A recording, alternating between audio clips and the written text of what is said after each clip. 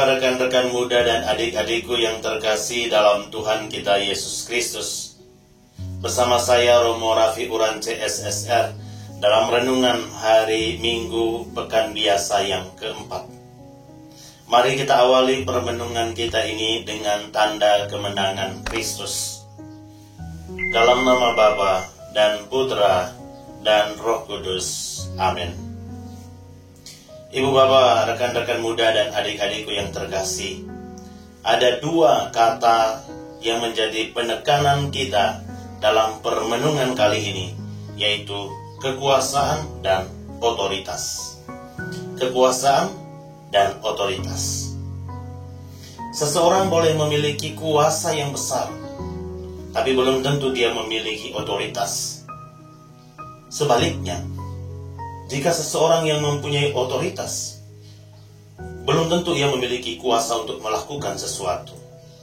Misalnya, seorang penguasa yang berpangkat tinggi dalam militer ataupun pemerintahan, yang bisa memerintahkan anak buahnya untuk melakukan sesuatu. Tetapi ia tidak bisa mengurus rumah tangga orang lain, karena ia tidak mempunyai otoritas di situ. Kekuasaan tanpa otoritas seringkali juga menimbulkan masalah besar. Kita juga dapat melihat bahwa mereka yang mempunyai otoritas yang sah seringkali menggunakan kekuasaan dengan cara yang salah dan merugikan. Akibatnya, masyarakat saat ini lebih waspada dengan figur seseorang yang mempunyai otoritas. Misalnya, seorang akademisi.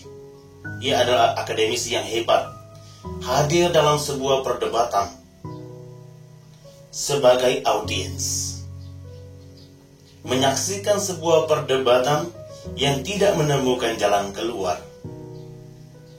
Walaupun ia hadir di situ, ia tidak bisa berbicara untuk menyampaikan pendapatnya. Mengapa? Karena ia tidak punya otoritas.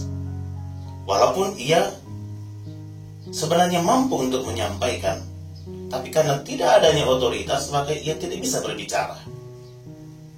Otoritas adalah sesuatu yang diberikan oleh orang lain kepada seseorang, sehingga ia mempunyai kapasitas, ia mempunyai otoritas untuk berbicara, untuk berbuat.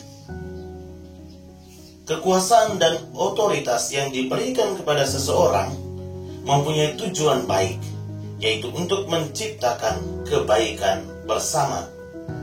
Dalam bacaan Injil hari ini, kita mendengar kisah tentang kekuasaan dan otoritas Yesus dalam mengajar dan melakukan penyembuhan. Tampaknya, oleh otoritas yang sah pada waktu itu menganggap Yesus berbicara dan bertindak dengan cara yang salah dan mengganggu banyak orang. Ia masuk ke rumah ibadah dan mengajar. Pengajarannya sangat bernas dan menakjubkan banyak orang.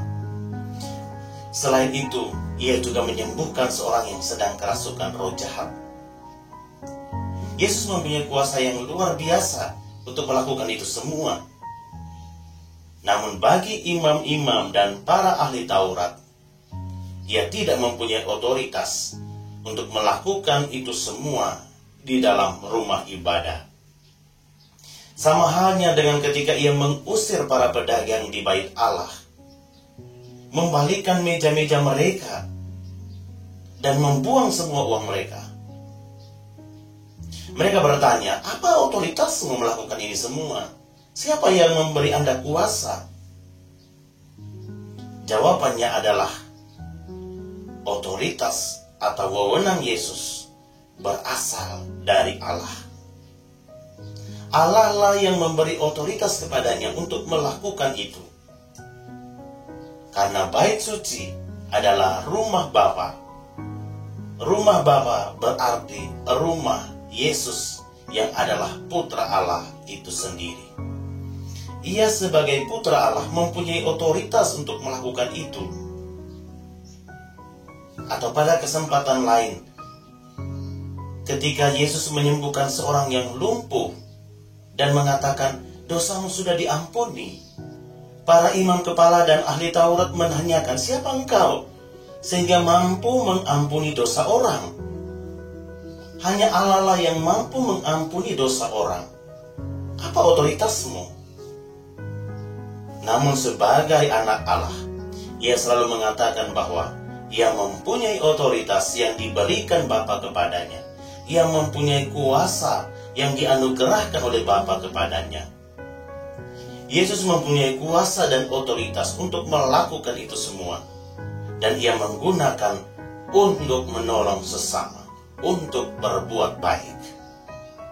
Karenanya, banyak orang menjadi takjub dan kemudian memuliakan Allah. Kekuasaan dan otoritas yang sama kita dengarkan dalam bacaan pertama dari kitab Ulangan, di mana Musa hampir mati. Orang-orang Israel ketakutan karena mereka akan kehilangan orang yang telah berhasil memimpin mereka melewati padang gurun menuju ke tanah terjanji. Mereka akan kehilangan seorang nabi yang selalu memberitahu mereka tentang kehendak Yahweh. Ketika dia meninggal, bagaimana mereka mengetahui apa yang Tuhan inginkan dari mereka? Dan akhirnya Tuhan menjawab pertanyaan dan kegelisahan tersebut dengan berjanji kepada Musa bahwa dia akan memberi mereka seorang nabi, dan nabi itu akan muncul dari antara mereka. Para imam Yahudi mulai menafsirkan teks ini dengan merujuk pada satu pribadi, yaitu Mesias yang akan datang. Oleh karena itu, ayat-ayat ini dipilih untuk bacaan pertama hari ini karena merujuk pada Yesus, pengkhotbah yang berotoritas yang disebutkan dalam Injil pada hari ini. Ibu bapak, rekan-rekan muda dan adik-adikku yang terkasih dalam Tuhan kita Yesus Kristus, kita juga bisa bertanya pada diri kita, siapa yang berkuasa dan berotoritas dalam hidup saya? Siapa yang bisa menjadi pemimpin dan penuntun saya? Saudara-saudara, dengan menerima sakramen pembaptisan, sebenarnya kita sudah bersedia memberikan diri untuk menjadikan Yesus sebagai penguasa dan Tuhan atas hidup kita. Kita telah mengatakan bahwa Tuhan yang telah datang, sengsara dan wafat kemudian bangkit, mempunyai otoritas dalam hidup saya. Tidak ada yang lain. Karena kuasa yang ia miliki adalah kuasa yang berasal dari Allah. Dan ia menggunakan kuasa itu untuk membebaskan kita dari kuasa setan dan menyelamatkan kita dari kegelapan dosa. Menjadi pertanyaan refleksi bagi kita berdasarkan bacaan-bacaan hari ini, kepada kekuasaan dan otoritas siapa kita harus tunduk? Kedudukan atau jabatan politika, uangkah, gengsikah, atau kepada otoritas dan kekuasaan Tuhan kita?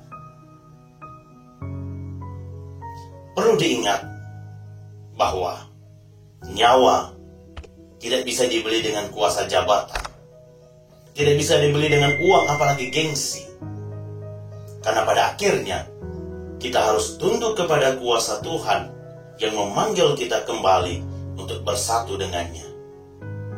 Gunakanlah kuasa dan otoritas kita sebagai anak-anak Allah untuk selalu menciptakan perdamaian, membantu sesama, dan membahagiakan sesama. Tuhan memberkati kita semua. Amin. Semoga Allah memberkati saudara-saudari dalam segala usaha, karya, dan pelayanan di hari-hari yang akan datang. Dalam nama Bapa dan Putra dan Roh Kudus. Amin.